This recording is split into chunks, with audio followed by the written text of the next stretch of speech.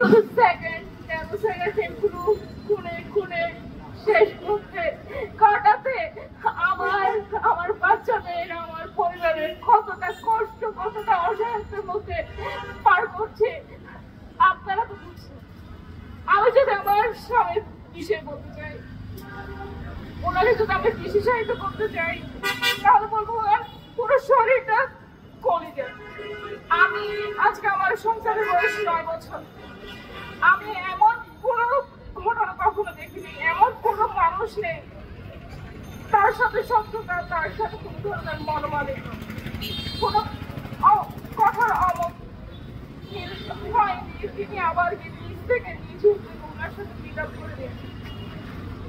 এমন কোনো তার শত্রুরাও বলতে পারবো না সে খারাপ ছিল, সে একটা বাজে কথা আজ পর্যন্ত বলেছে। এটা আমি দৃঢ়ভাবে আপনাদের কাছে পরিষ্কার করে বলছি।